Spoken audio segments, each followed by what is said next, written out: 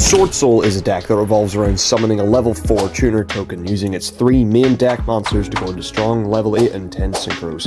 And this is my current favourite way to play Yu-Gi-Oh! As the deck is linear and versatile.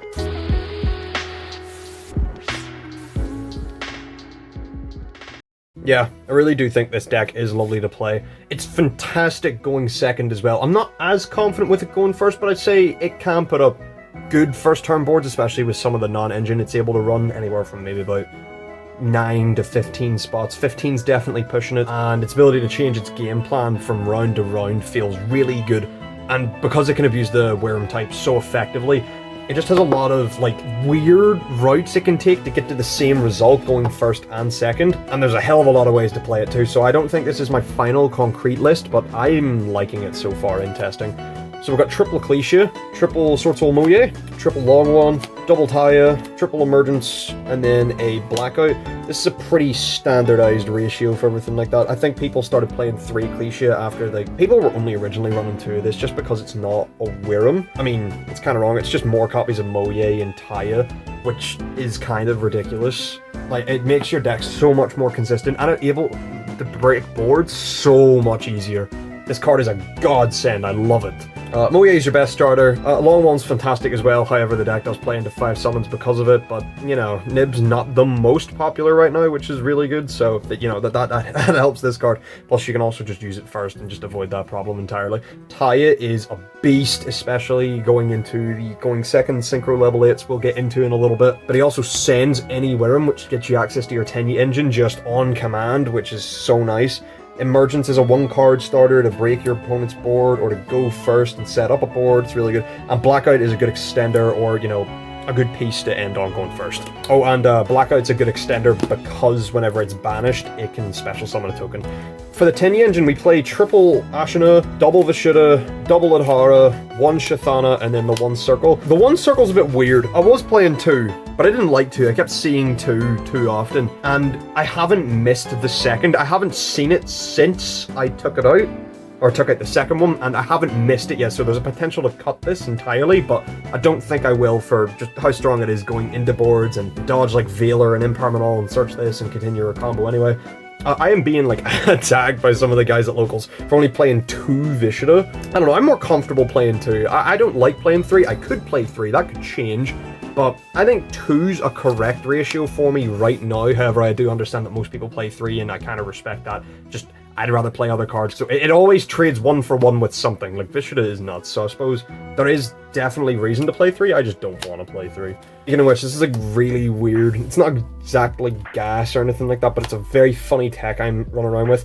2 Small Worlds and a Thunder King, because this card is searchable off of pretty much any monster card in the deck, so if you draw Small World with it, you can pick apart boards a little bit easier, especially against Kashtira. It makes your Kashtira matchup a little bit easier, which is nice. It also helps break boards with like Pearly whenever that deck comes back. I don't know, I just think it's a fun engine to run, plus it can technically search like any hand trap, any starter, any extender in the deck, given that you have another monster in hand with it to allow you to search. I like it, but it does require more testing for me to figure out if it's worth running or not. And then there's the 2 Desires. I mean, I was testing this on Friday, like Swordsoul without Desires, and it felt terrible. Resolved Desires twice in 1 game earlier today, and it felt fantastic. This card's nuts. Please do not cut this. You gotta play 2 of this in Swordsoul. Then I only play 6 hand traps. I play the 3 Ash Blossom and then the 3 Imperm. I like these 2. These are probably the 2 best hand traps to play, like to just hit as many decks as possible. I don't like the Gimmick Puppet Lock, which these 2 both hit. I mean, Ash hits the Brand of Fusion, Imperm hits the guy that summons out the 2 dudes, which is pretty important. Plus, it's just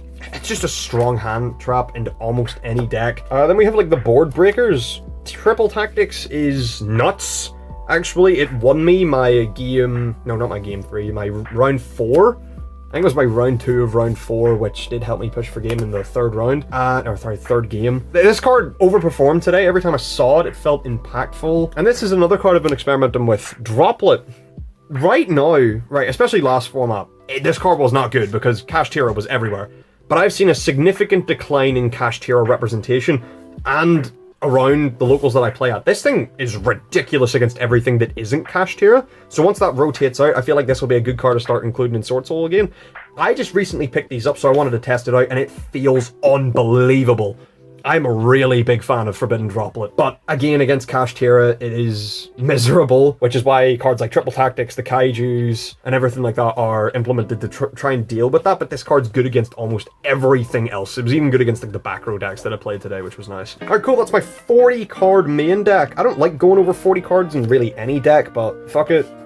You can ball if you want to. So, for the synchros, we got Shu Shisho, we got one Chenying, one Sinister Longwon, and one Baron. These are the 5 most common synchros you will see in every single Swordsoul list, and I don't think that that's going to change. You don't play more than 2 of this, because 3's a bit too much. You don't want to play any less than 2, because you need one for past turn 1. Chenying is nuts. I mean, I didn't summon this today, but there are games where this just auto-wins. There are games where this auto-wins as well. I played like Baron, it's just an Omni Negate. He is that guy. Then we have Yazi. I've seen some people cut this card. I still really like this card. It is occasional for when it comes up, and when it does, it's...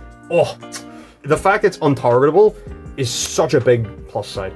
Then we've got 2 Boxia. This card's ridiculous. I mean, going first and going second, it's nuts. It's an extender, it breaks boards, it does everything that you'd ever want it to do on a level 8 Worm Synchro. I don't really got much else to say other than this may be one of, if not the best card in the deck. Don't know about best, actually, but one of the best. It's up there. Draco Berserker and Dragite are the last 2 synchros.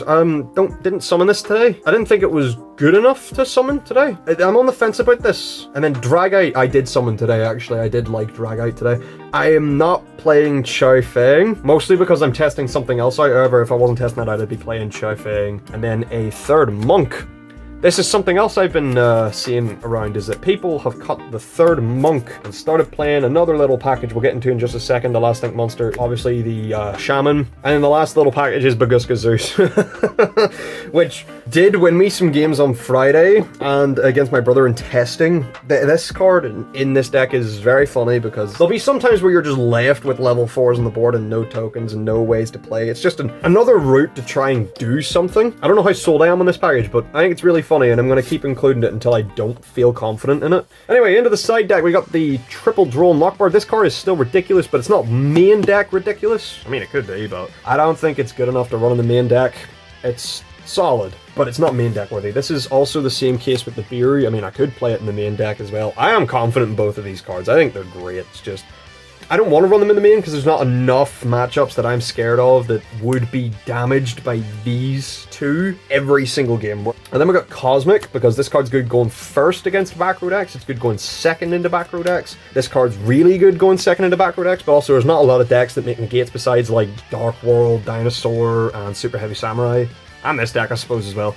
Which, you know, this card is really good against everything that isn't, like, those specifically, which, I don't know, you might see them, you might not, but, I don't know, I like this card against a lot of things, especially against back row. That's, like, my main selling point on this card. It deals with back row so well. And then triple Anti-Spell Fragrance. Don't know how sold I am on this. I think Dimensional Barrier might be going in here, and I might actually, like, be benching the Anti-Spell Fragrance entirely. However, this card is not against the right deck. But I think Dimensional Barrier probably goes in. And that is that. I recommend playing this deck a lot, especially for people that are newer to the game, but the deck has a lot of other combos and other ways to play it, especially going second and going first too, with cards like Ringo Worm, the 100 Apples Dragon, Chaos Angel, Danglong, and all. A bunch of other combos that you can learn and master with this deck. There's a bunch of different ways to play it. I don't like either of those versions though. I've tested them online and they feel really weak and bricky. Like, this deck does kind of want every card that it sees in its hand, so any card that you see that is helpful is beneficial. Like, if it can do if a card can do something immediately, it's kind of what this deck wants.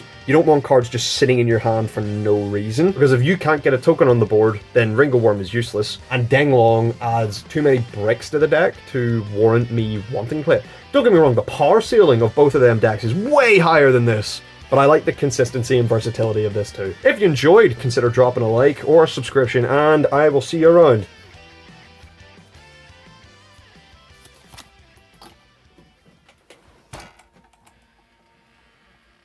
That was almost very bad.